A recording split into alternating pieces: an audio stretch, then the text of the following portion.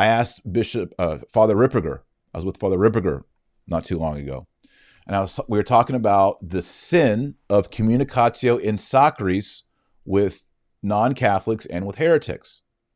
But I said to Father Ripperger, I said, it's my understanding that if it's a Catholic prayer that's not created by a Protestant like the Our Father, I could pray with it. And he goes, no, you don't even do that. You can stand there quietly. You can even bow your head, but you don't participate because we must be united in truth to have communicatio in sacris. That is communion in sacred things, which is sacraments, prayers, liturgies, etc. That was the teaching up until Vatican II. Then all of a sudden at Vatican II, it's like, let's drive down to the Lutherans and pray with them. Let's have a rabbi come in on Maundy, Thursday and do a Seder liturgy. What? I got in trouble with a local priest here in Texas because he made the announcement that he was going to be participating at the mosque in a thing coming up and asked everybody to pray for him as he participated in this. I don't think they call them liturgies, but whatever they do. I went up to him and I said, now, Father, if I understood you correctly, I heard you're saying that you're going to go pray at a mosque. He's like, yeah. And I said, well, I mean, they're not baptized. They don't pray in Jesus' name. And he goes, well, you haven't been studying Pope Francis. And, oh boy, here we go. He said, they're monotheists. And I said, it doesn't matter.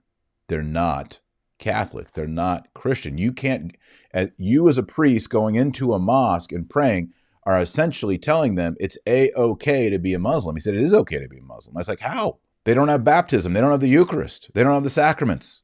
They don't even know that Jesus Christ is the Son of God. They said, well, they believe Jesus is a prophet. That's not good enough. We've defeated those heresies. He said, well, Thomas Aquinas says we have to follow our conscience. And I said, Thomas Aquinas also says we have to form our conscience in accordance with natural law and divine law. So if you go in there and say, hey, it's cool to be Muslim, follow your conscience, you're malforming their conscience as a Catholic priest. Do you think this Catholic priest enjoyed this conversation with me? No, I didn't enjoy this conversation. But it has to be said by someone. You know why I had this conversation? I actually drove away and called my wife Joy and told her what the priest said. And she said, well, go back to the church. I said, why? She goes, you got to confront the priest. And I was like, are you serious? She's like, yeah, if men like you don't confront these priests when they say stuff like this, nothing's ever going to change. And I said, you're right. See, I got a good woman backing me. She put the fire under my feet to be the man. The priest said, well, if you studied Thomas Aquinas, you would know you got to follow your conscience. I said, I did a PhD on Thomas Aquinas. I didn't say that. I just quoted and said, you have to form your conscience with natural law and divine law. I even said, if you go in there and affirm Islam, you're affirming polygamy because it's part of Islam. He didn't like that. Then he says, that's the problem with you pro-lifers is you have no mercy. Now, up until that moment, we hadn't talked about the A word or any of that. We hadn't got anywhere into that pro-life realm at all. We were talking about Islam. But what he wanted to do was paint me with a broad brush as some mean pro-lifer with no mercy. That's how these liberal priests, these modernists, dialogue with people they don't agree with. I did call him out on that. I said, you don't know me. I raise money actively to help single mothers. I'm active in that movement. Don't try to label me as a hateful, mean, conservative bigot who hates single moms and just wants, no, we're not going to play that.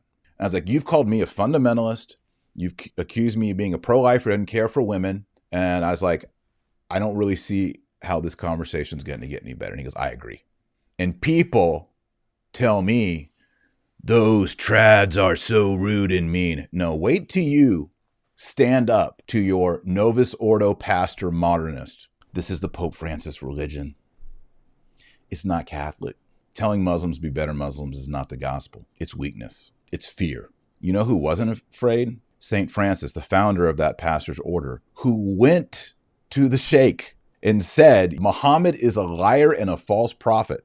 Francis was hoping that they would kill him and he would become a martyr.